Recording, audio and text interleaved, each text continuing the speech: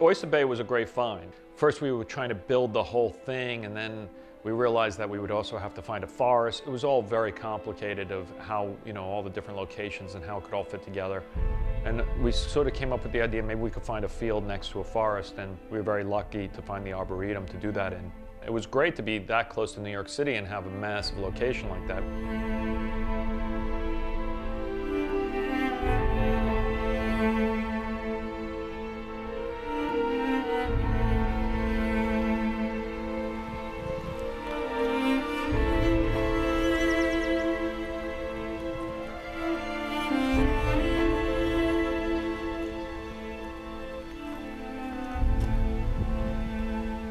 The basic idea was that we wanted to convey that the Ark was really built in haste. We took the Bible at its word for its dimensions, which was a height, a length, and a width. Didn't give any indication of a design. And so we assumed, or we made the assumption, that all that space would be maximized and that Noah was really building a shipping container, a way to store these animals to weather a storm, rather than a ship with a keel that looks like it's headed to a destination. And all Noah's really been instructed to do is build this thing and wait it out. Lastly, I think what we both wanted, Darren and I both wanted the Ark to be is a sort of brutalist structure, something that was not made to be admired, something that was not built in honor of anything except the survival of what was in it. I don't think New York's ever seen a set like that, let alone an outdoor set like that. Drive on the LIE and you'd get off in Oyster Bay and you'd show up on set and you just entered another world.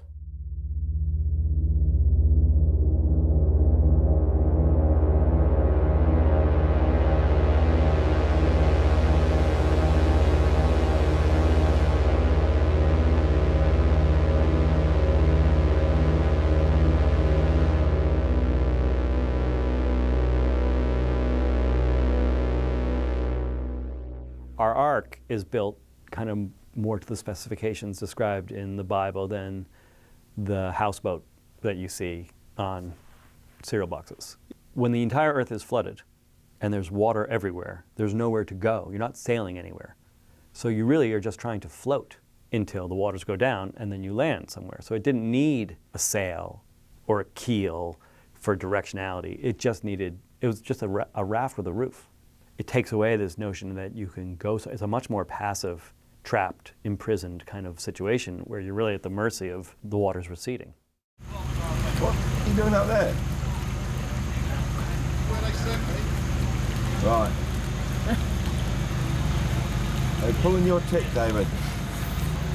Oh, you're still shooting, eh? Pulling one's tit is an expression used in Commonwealth countries. Also can be pulling one's leg, and I'm sure you here in America understand that means one gets teased. Yes. So David was having his tit pulled by members of the crew. He actually quite enjoys that. Yes, in fact, he's a big fan of it. Though doing it because he himself likes it. Get ready for picture.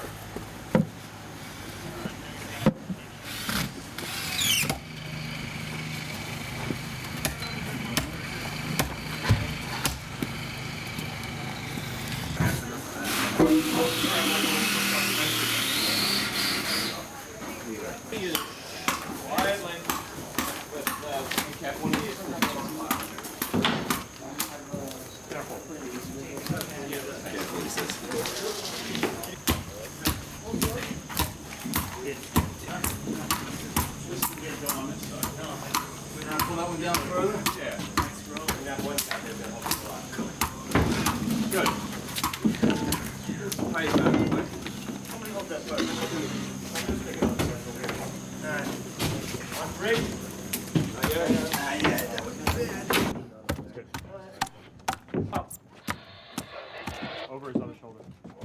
Okay. Russell, watch the top, down a bit. Okay. It's right enough, it's gonna pop down. Watch your feet. There we go. Okay, stay down there, guys. Duck down, guys, duck down. Hey, do we gotta go to your left? Look out at the field.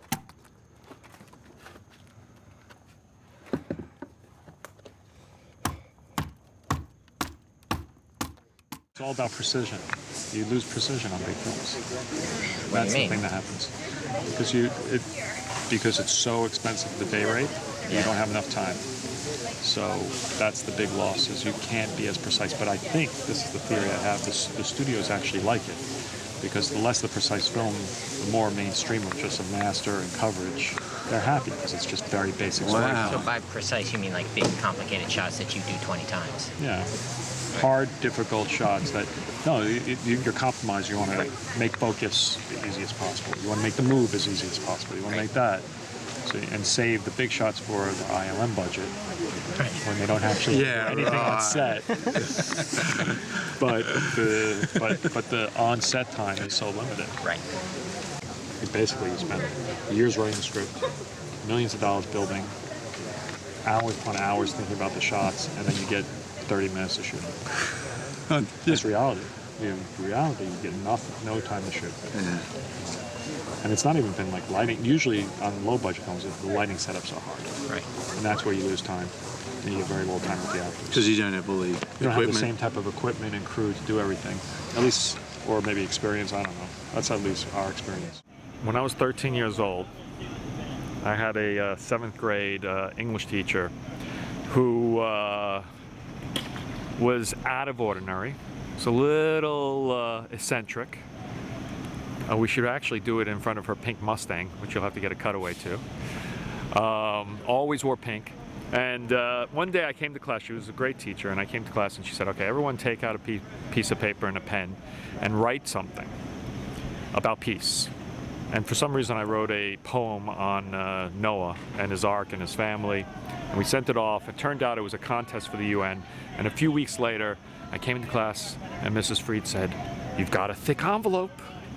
And she handed me the envelope and I had won, and it was the first thing that I ever had gotten that, you know, it was kind of the first prize I won, and it kind of convinced me that I could maybe be a writer. And now here she is, Miss Vera Fried, and tell them all the memories you have of me at 13. I think he was sitting in the 3rd row.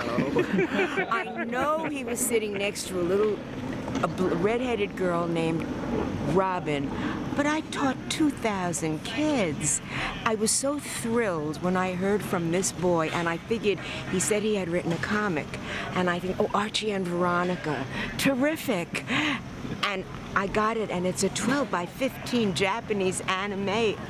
I was so excited, and it's dedicated to Madame Vera Fried, who gave me the desire to write. I melted on the floor. Anyway, I want everyone to know the story of Vera Fried. And the most important thing is, if you've had a great teacher, contact them and tell them how much that person meant in your life, because they work selflessly for years, and it's a good payoff, right? It was the best. He made 25 years of teaching really, really worthwhile. And I'm the only reason I worked. Otherwise, it was a disaster for her. You hated them, right? This is the layout of this bar. Starting at this end, there's 32 heads laid out from right to left of this rain bar. The center of these, with the M's, are mister heads for blocking out background light. The large numbers, or bold numbers, are the goose drowners. So that's how much rain at 2,000 gallons a minute comes out of it. Water runs up the boom arm, runs up the side, comes down into this main head, feeds all of these. And these tanks are being filled from hydrants. Then from those tanks, it's pumped into these lines. And from these lines, it's pumped up into these overheads. Quite the elaborate system. 2,000 for each of the big bars, 1,000 on the small. 5,000 total per minute.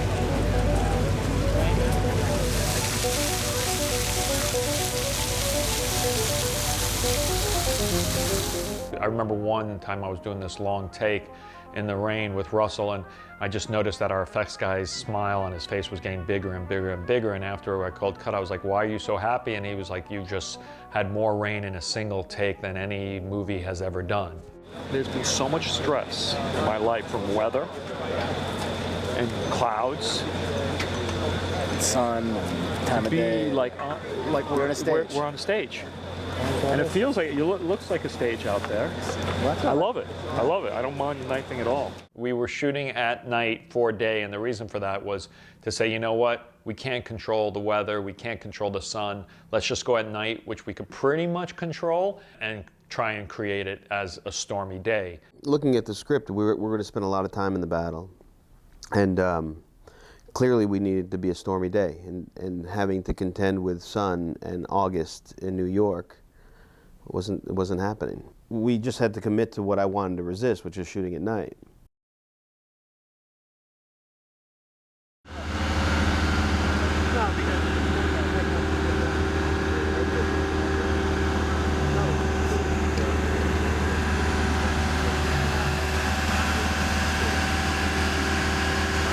I think we have six 4Ks in each, 4K HMIs in each of the balloons. So like the rig that you have up there right now is 24K on each balloon. So what'll happen in the air, we'll have 3 bay cranes with 3 bars. Each bar will be 2 balloons. You have 6 balloons in the air. Yeah, hopefully we will be able to cover this whole area with daylight and be able to augment where we need with floating balloons. We have an arsenal of gear here, but I don't know if this has ever been done before, but we're giving it a try. We had as many crew as we had extras. We had so much gear there that looked like an expo for some construction company. There was a certain sense of satisfaction that you were attacking something with a big hammer. Look, I just knew that it was fake rain and fake light, and I knew that I needed the light to be soft. So the go-to was a balloon. It wasn't that I never had ever done it, but the math made sense to me once I knew what I needed to achieve, that I had to go with balloons, and there was no other way, because the minute I put a real light up, or not a real light, but if I bounced big HMIs into giant bounces, it would look saucy. I don't know. It's rough. First day of the battle, right? Today's Friday. No, we got 2 more weeks of this. Okay, guys, here we go. Every camera operator is underneath a plastic bubble, essentially, and an air knife plugged in, and we're pumping air into all the cameras. It was just a nightmare.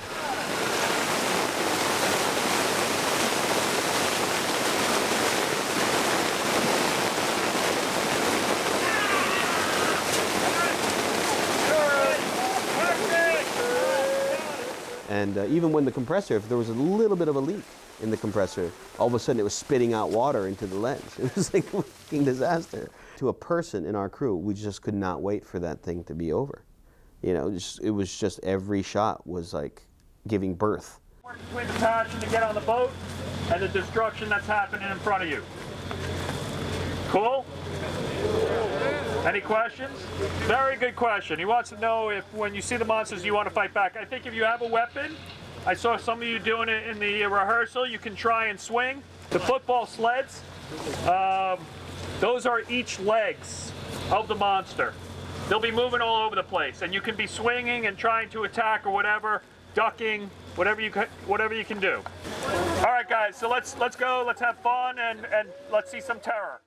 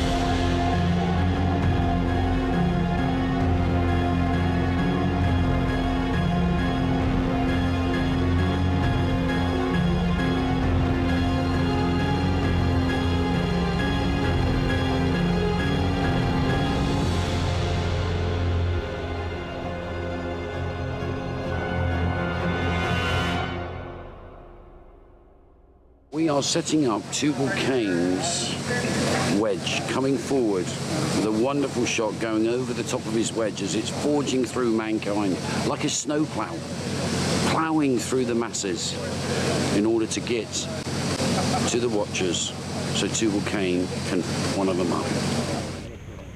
Hang on. Stop! Open!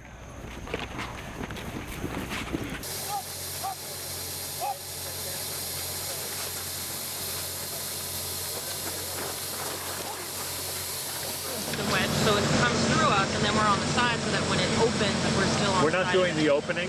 Okay, so we're just running. We're just running it, so you're just the refugees So we're just coming getting along. knocked over and then out. 2, 1, go!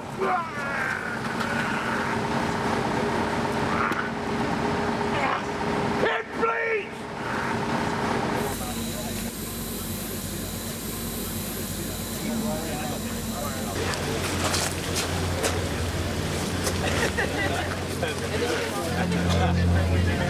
Any requests? How about the Clash? The pole! Oh yeah, the Clash.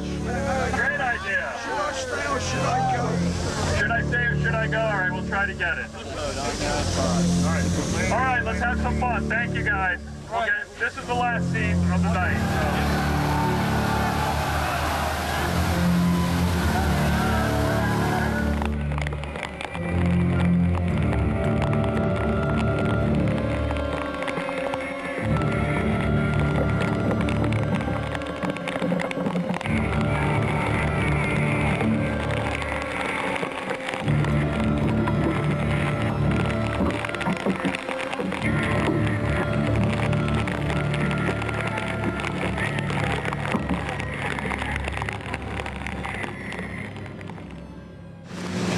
It's been a long, hard battle. It's very surreal to be working on this sequence for months and months and to see all the previs, all the animation, all that work, and then suddenly be standing in a real space with all of these cranes. Very strange and surreal, but it's good. It's good to go inside and finally get into directing actors. Hot pocket! All right, enough of that.